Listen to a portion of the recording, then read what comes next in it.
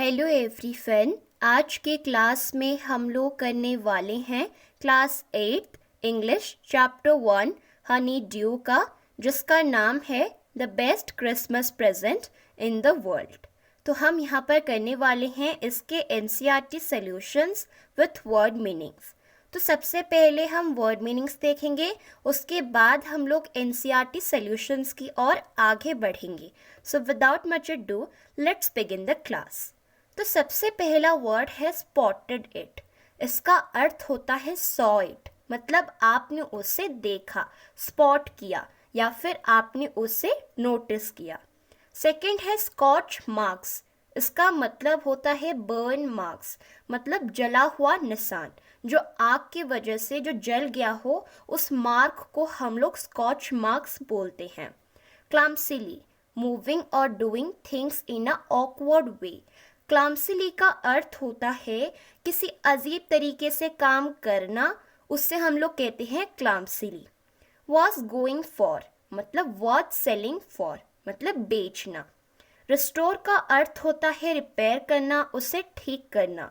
विनीर का अर्थ होता है a thin layer of plastic और decorative wood of cheap wood. ठीक है, तो विनीर क्या होता है? प्लास्टिक के ऊपर प्लास्टिक का एक पतला सा लेयर होता है ताकि किसी भी वुड को वो डेकोरेट कर सके। प्लास्टिक का एक पतला सा लेयर डेकोरेशन के लिए ज़रूरी होता है। टेकन देयर टोल ऑन, ये आप कह सकते हो कि इडियम की तरह है। इसका अर्थ होता है डैमेज्ड यानी कि खराब हो जाना। शार्पली, इसका अर्थ होता है इन अ क्रिटिकल हार्श और सीवियर वे, मतलब बहुत सीवियर तरीके से, बहुत हार्श तरीके से कोई काम, हम उसे कहते हैं शार्पली। स्क्रपल्स, स्क्रपल्स होता है feelings that make you hesitate to do something wrong, मतलब वो भावनाएं जो आपको बहुत हेजिटेट करवाती हैं, मतलब आपको बहुत डर लगता है कि कुछ गड़बड़ ना हो जाए, उस भावना को, उस फीलिंग को हम लोग स्क्रैपल्स बोलते हैं। ट्रेंचेस, ट्रेंचेस क्या होते हैं? Long deep ditches in the ground where soldiers hide from the enemy, मतलब बहुत बड़े गड्ढे होते हैं, ग्राउंड में बहुत बड़ा डीप गड्ढा खोला जाता है जहाँ पर सोल्जर्स अपने शत्रु से अपने आप को प्रोटेक्ट कर सकते हैं उसमें छुपकर। उस गड्ढे को हम लोग ट्रेंचेस बोलते हैं। स्टैंडिंग टू, इसका अर्थ होता है टेकिंग अप पोजिशंस, मतलब अपनी पोजिशन लेना। फ्रिज, फ्रिज क्या होता है? A name for a German soldier. Fridge is a common German name. Fridge क्या है? एक जर्मन वर्ड है, यानी कि जर्मन सोल्जर्स को कहा जाता है फ्रिज। लैट्स क्या होते हैं? लैट्स असल में एक ओल्ड फैशन इंग्लिश है जो बॉय या एक यंग मैन को कहा जाता है।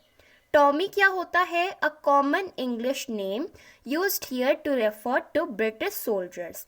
टॉमी एक कॉमन इंग्लिश नाम है, यहाँ पर ब्रिटिश सोल्जर्स को रेफर करने के लिए इस शब्द का प्रयोग हुआ है।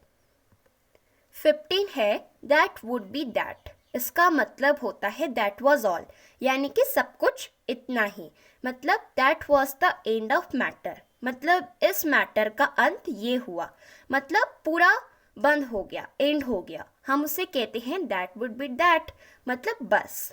स्नैप्स, स्नैप्स होते हैं a German drink made from grain, मतलब जर्मन में एक ड्रिंक बनाया जाता है, जर्मनी में एक ड्रिंक बनाया जाता है जो अनाजों से बनता है, हम उसे कहते हैं स्नैप्स, एक जर्मन ड्रिंक होता है। सॉसेज क्या होता है? शायद आप में से बहुत सारे लोगों को पता होगा, जिसको नहीं पता है तो मैं बता दूं। A mixture of finely chopped meat, fat, bread, etc. in a long tube of skin, cooked and eaten whole or served cold in thin slices. तो सॉसेज क्या होता है?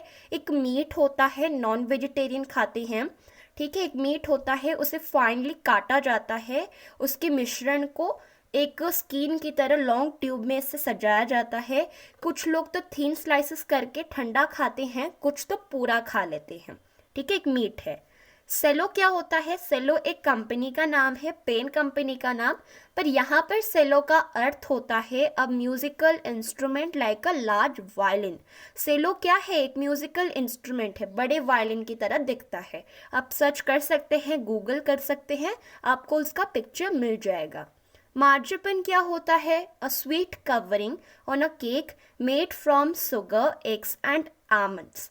तो मार्जिपन क्या होता है? जो केक के ऊपर जो डेकोरेशन नहीं करते हैं, फ्रोस्टिंग करते हैं, एक स्वीट कवरिंग करते हैं उस पर, जो चीनी, अंडे और ड्राई फ्रूट से बनता है केक को सजाने के लिए, हम उसे मार्जिपन बोलते हैं। डगआउट क्या होता है? A shelter for soldiers made by digging a hole in the ground and covering it. So dugout ना सोल्जर्स का घर होता है, और वो घर कैसा दिखता है? वो एक बहुत बड़ा होल करते हैं, ग्राउंड में बहुत बड़ा छेद करते हैं और वहाँ पर रहते हैं, अपने को कवर करते हैं, तो उनका घर को हम लोग डगआउट बोलते हैं। बर्नड आउट मतलब बर्न हो जाना, मतलब आग के द्वारा डिस्ट्रॉय हो जाना, खत्म हो जाना, destroyed by fire. Boarded up, इसका अर्थ होता है कवर्ड विथ वुडन बोर्ड्स, मतलब लकड़ी के जो बोर्ड होते हैं ना, उनसे कवर हुआ, हम उसे कहते हैं बोर्डेड अप। मडल हेडेड क्या होता है? कंफ्यूज्ड, मतलब जो बूढ़े लोग होते हैं, बुजुर्ग लोग होते हैं, जैसे उनका उम्र बढ़ता है ना, वो सारी चीज़ें भूलने लग जाते हैं और वो कंफ्यूज हो जाते हैं, तो हम उन्हें कह सकते हैं कि वो मडल हेडेड हो गए हैं। लिट अप, लिट अप का मतलब होता है became bright with happiness, excitement. Lit up का अर्थ होता है खुशी के मारे एक चमक आ जाना, ठीक है, एक्साइटमेंट से हो जाना, मतलब भर जाना। Suffused with, glow of happiness, spread all over face. तो सफस्ड विथ का अर्थ होता है खुशी का जो चमक आपके चेहरे पर दिखता है, हम उसे कहते हैं सफस्ड विथ, यानी कि ग्लो ऑफ हैप्पीनेस। तो यहाँ पर हमने कर लिया इस चैप्टर के वर्ड मीनिंग्स। आप चाहें तो अपने नोटबुक में लिख सकते हैं। तो चलिए अब हम लोग वॉकिंग विद द टेक्स्ट करते हैं, यानी कि इस चैप्टर के हम लोग क्वेश्चन आंसर्स करते हैं। तो यहाँ पर पहला क्वेश्चन है, for how long do you think Connie had left James letter? Give reasons for your answer. तो यहाँ पर पहला क्वेश्चन है कि आपको क्या लगता है कितने समय तक कोनी ने जिम का दिया हुआ लेटर को रखा होगा? अपने आंसर दीजिए कुछ रीजंस के साथ। आंसर होगा Connie had kept Jim's letter for a long time. Connie ने जिम का जो पत्र था, जो चिट्ठी था, बहुत समय तक संभाल कर रखा था। सी हैड रिसीव्ड इट जनवरी 25, 1915। और वो जो लेटर मिला था जिम से, कोनी को जो लेटर मिला था अपने हस्बैंड से, वो जनवरी 25, 1915 को वो लेटर मिला था। Jim had written it on December 26, 1914। और जिम ने उस लेटर को लिखा था डिसम्बर 26, 1914 को, पर कोनी को वो लेटर मिला जनवरी 25, 1915 को। At that time, Jim was a young captain in the English army and Connie must be young too. तो उस समय जिम एक जवान कैप्टन था, मतलब वो यंग था, इतना भी बूढ़ा भी नहीं था, यंग कैप्टन था इंग्लिश आर्मी का, और शायद उसकी वाइफ भी यंग होगी। In the story Connie is 101। कहानी में बताया गया है कि कॉनी 101 साल की एक ओल्ड वुमेन है। It means the letter was about 70 to 75 years old. तो इसका अर्थ ये है कि लेटर बहुत पुराना है और इस लेटर को 70 से लेकर 75 ईयर्स ओल्ड के बीच का उसका उम्र होगा। तो आप जान सकते हो कितना ओल्ड लेटर होगा। तो आप इस तरह से अपना आंसर को प्रस्तुत करेंगे। सेकेंड क्वेश्चन है, Why do you think the desk had been sold and when? आपको क्या लगता है कि जो डेस्क है, जो टेबल है, उसे कब बेचा गया होगा और कैसे? The desk must have been sold after Connie's house had burned by a burning candle. जो डेस्क जो ऑथर ने खरीदा था वो एक्चुअली कोनी के घर से था, पर कोनी का घर में जैसे कि आग लग गया तो उसे बेचना पड़ा उस टेबल को, जहाँ पर जिम का लेटर ऑथर को मिला था और वहाँ से कोनी के बारे में सब कुछ पता चला। तो डेस्क, कोनी का घर जब जल गया, एक कैंडल से जल गया था, जला हुआ कैंडल से, शायद उसके बाद डेस्क को बेच दिया होगा। The table had been damaged by the effect of fire as well was water. तो उसमें बताया गया है कि जो टेबल उन्होंने खरीदा था ऑथर ने, ठीक है, माइकल मोरपोर्गो ने जो खरीदा था उस टेबल को, तो क्या हुआ था, उसमें स्कॉच मार्क्स पड़े हुए थे, यानी कि जले हुए निशान पड़े हुए थे. टेबल डैमेज हो गया था पानी की वजह से और आग की वजह से. It shows that the water of the fireman had extinguished the fire of the burning table. तो इससे हमें ये पता चलता है कि जो फायरमैन को जो बुलाया गया था उसने पानी डाला जहाँ पर जो टेबल जल रहा था उसे हम लोग बंद कर सके. तो इस तरह से डेस्क बेचा गया था जब कोनी के घर में आग लग गया था. क्वेश्चन नंबर 3 है, why do gym and Hanks think that games or sports are good ways of resolving conflicts? Do you agree? क्यों जिम और हैंक्स को लगता है कि गेम्स खेलकर, स्पोर्ट्स खेलकर हम लोग हमारे बीच का जो झगड़ा है हम उसे सुलझा सकते हैं? क्या आप इसमें सहमत हैं? उत्तर है, Jim and Hans are in the army and they have been a witness to all pains and sufferings of war. यानी कि जिम और हांस आर्मी में हैं और उन्हें पता है कि वॉर में बहुत कुछ झेलना पड़ता है, वॉर करके बहुत सारे दुख दर्द में हमें सफ़र करना पड़ता है. They both seem to hate war. इससे हमें साफ साफ पता चलता है कि वो दोनों को वॉर से बहुत हेट था, मतलब उन्हें युद्ध करना पसंद नहीं था. A non violent method to resolve wars is what they desire. तो उन्हें सिर्फ एक मेथड चाहिए था जहाँ पर हिंसा ना हो के हम नॉन वायलेंट मेथड से हम लोग वॉर्स को सुलझा सकते हैं. उनका ये इच्छा था.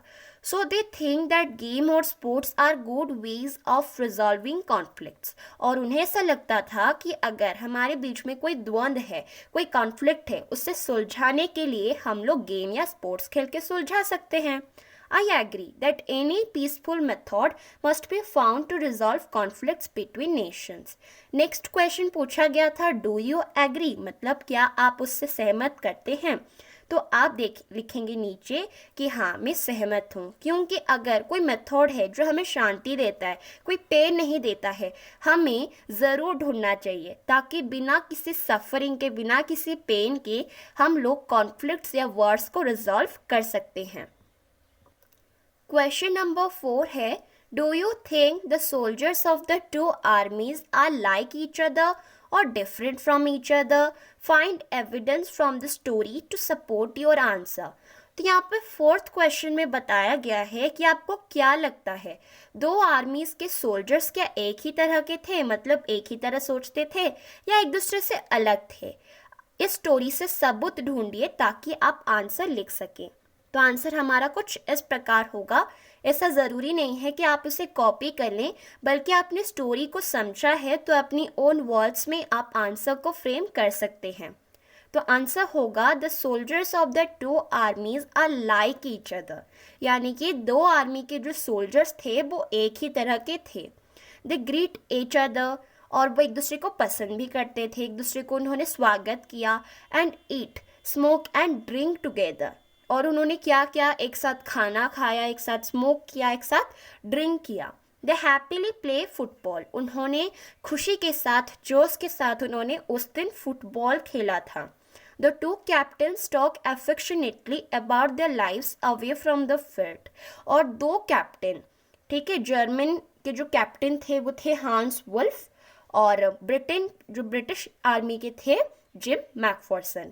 तो दोनों कैप्टन ने बड़े स्नेह के साथ उन्होंने बातचीत की, अपनी ज़िंदगी के बारे में उन्होंने बताया. They agree that the problems can be resolved by playing games instead of fighting words. और वो ये भी सहमत करते हैं कि किसी भी समस्या को हम सुलझा सकते हैं गेम्स खेल के, ना ही उसकी जगह लड़ाई करके. Hans commented that the soldiers of both the armies are eager for the war to end. हांस ने ये कहा कि दोनों आर्मियों के जो सोल्जर हैं वो बहुत उत्सुक है कि वो वार को ख़त्म कर दे. They want to go back to their families, क्योंकि वो चाहते हैं कि वो अपने परिवार के साथ सुख चैन से रहें. वो चाहते थे कि जल्द से वार ख़त्म हो जाए और हम अपने घर में पहुंच सकें. 5th क्वेश्चन है, Mention the various ways in which the British and the German soldiers become friends and find things in common at Christmas. तो यहाँ पर आपको अलग अलग तरीके यहाँ पर मेंशन करने हैं कि कहाँ ब्रिटिश और जर्मन सोल्जर्स दोस्त बने और क्रिसमस में जो सबसे कॉमन चीज़ होती है आपको यहाँ पर क्या मिला. On Christmas Day, the Germans waved a white flag and wished the British a Merry Christmas. तो क्रिसमस के दिन जर्मन्स ने अपनी तरफ एक वाइट फ्लैग फहराया और ब्रिटिश को मेरी क्रिसमस विश किया. The British responded with same to you. और ब्रिटिश ने भी रेस्पॉन्ड किया, आंसर किया कि आपको भी बधाई हो, क्रिसमस की बहुत बहुत शुभेच्छाएं. Germans moved forward towards without arms. बिना किसी हथियार के जर्मन ब्रिटिश की तरफ मुड़े. The British captain thought that it might be a trick. British captain को लगा कि शायद ये कोई उनकी चाल हो सकती है. But it wasn't so. पर ऐसा बिल्कुल भी नहीं था. They came close and shook hands. वो करीब आए, उन्होंने हाथ इसे पकड़ा, हैंडशेक किया. They drank, played, smoked and ate together. उन्होंने पिया, खेला, स्मोक किया और उन्होंने एक साथ खाना भी खाया. क्वेश्चन नंबर 6 है, What is Coney's Christmas present? Why is it the best Christmas present in the world? Actually, कोनी का क्रिसमस प्रेजेंट था क्या? और यहाँ पर दुनिया का सबसे बेस्ट क्रिसमस गिफ्ट क्यों कहा गया है? प्रेजेंट का अर्थ होता है दो. एक होता है प्रेजेंट मतलब उपस्थित रहना, ठीक है, और एक प्रेजेंट होता है गिफ्ट. तो यहाँ पर हमें आंसर में लिखना है Connie's Christmas present was the letter which the author had brought for her. Connie का क्रिसमस प्रेजेंट था वो चिट्ठी जहाँ पर ऑथर ने उनके लिए लाया था. जो चिट्ठी उनसे खो गई थी कोनी के हाथों से. Being very old she thought that it was a husband Jim. बहुत बूढ़ी हो गई थी कोनी, इसलिए उन्हें लगा कि वो जो ऑथर हैं वो उनके पति जिम हैं. She called the author Jim. उन्होंने लेखक को जिम कहा and made him beside her for her husband. और जिम को समझकर, अपनी ऑथर को जिम समझकर अपने पास बिठाया कोनी ने. अपने पति, उसके लिए तो वो अपना हस्बैंड ही था, पति था. Had returned after so many years, so she said that it was the best Christmas present she had ever got. और बहुत सालों के बाद लौट आया, इसलिए उन्होंने कहा कि मुझे जितना प्रेजेंट्स मिला है ये सबसे बड़ा क्रिसमस प्रेजेंट था मेरे लिए. अभी हम लोग करेंगे आपका working with the language. Working with the text हो गया कंप्लीट. अब हम लोग करेंगे ग्रामर सेक्शन, ठीक है. वर्किंग विद द लैंग्वेज में आपको ग्रामर थोड़ा बहुत पूछा जाता है. Filling the blanks using the correct form of the verbs in brackets. तो यहाँ पर ब्रैकेट में वर्ब है और आपको वर्ब का करेक्ट फॉर्म यूज करके आपको ब्लैंक्स को फिल करना है. वर्ब्स के तो बहुत सारे फॉर्म्स होते हैं, राइट. पास्ट फॉर्म होता है, रूट फॉर्म होता है, ठीक है, पास्ट पार्टिसिपल होता है, आईएनजी कहीं पर लगता है तो कहीं पर एस लगता है.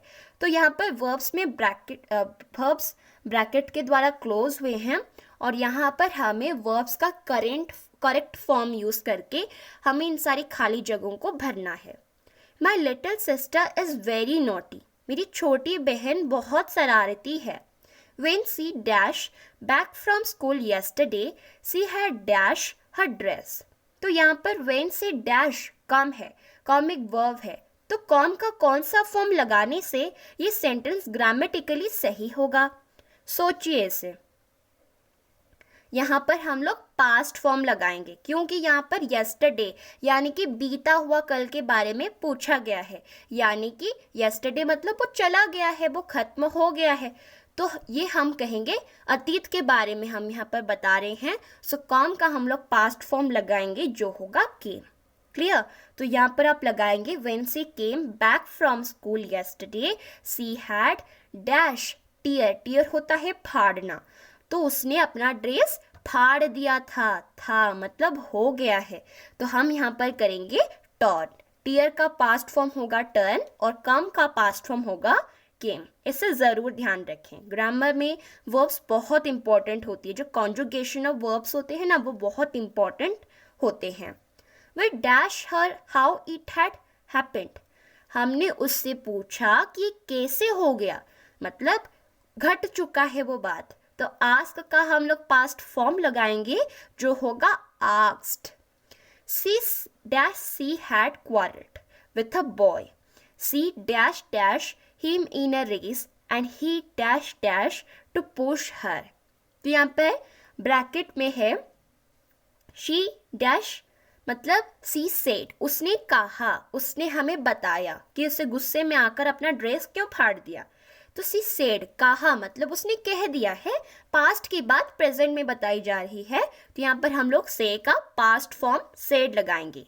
से डैश डैश, तो यहाँ पर ब्रैकेट में हैव है और क्वारल है, तो हैव का पास्ट फॉर्म हम लगाएंगे हैड और क्वारल का हम पास्ट फॉर्म लगाएंगे क्वारल्ड। मतलब उसका झगड़ा हो गया था एक लड़के से, झगड़ा हो गया था, पास्ट में हो गया था, तो यहाँ पर हम लोग पास्ट परफेक्ट का इस्तेमाल करेंगे, हैड क्वारल्ड। अगर हैव क्वारल्ड होता तो वो प्रेजेंट परफेक्ट में आता, पर यहाँ पर हैड क्वारल्ड है, तो यहाँ पर हम लोग पास्ट परफेक्ट की बात करें, मतलब परफेक्टली पास्ट में हो गया है। तो एक लड़के के साथ मेरी बहन का झगड़ा हो गया था।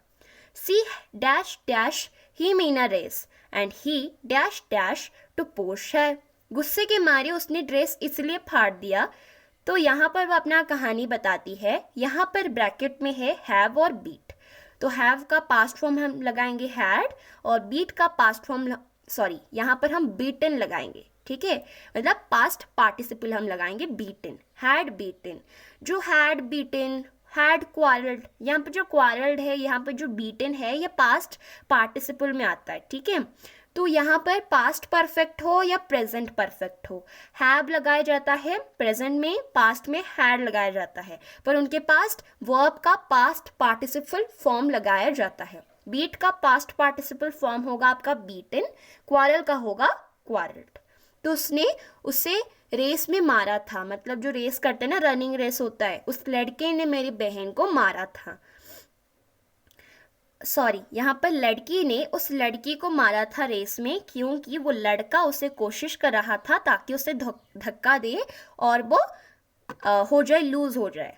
तो यहाँ पर ही हैड ट्राइड होगा, मतलब ये हो गया है, कोशिश कर लिया उसने, तो हैव का होगा हैड, ट्राई का होगा tried. She had told, have or tell, the teacher, and so he had have chased her, and she had fallen, have fallen down, and had turned, have tear her dress. तो यहाँ पर देखिए मैंने पूरा paragraph पढ़ लिया, मैं आपको समझाती हूँ। तो यहाँ पर उसने टीचर को बताया, मेरी बहन, मेरी छोटी बहन ने अपने टीचर को बताया कि वो लड़का उसे कोशिश कर रहा है धक्का देने के लिए। तो यहाँ पर क्या होगा, उसने बताया मतलब हैड टोल्ड, उसने बता दिया था, बता दिया था, तो दिया था मतलब ये पास्ट परफेक्ट होगा, सी हैड टोल्ड। तो यहाँ पर हैव का करेक्ट फॉर्म होगा हैड, टेल का होगा टोल्ड, पास्ट पार्टिसिपल फॉर्म। इसे करने के लिए आपको सबसे पहले वर्ब जानना पड़ेगा, अगर आप वर्ब जानते हैं तो आप इसे आसानी से कर सकते हैं।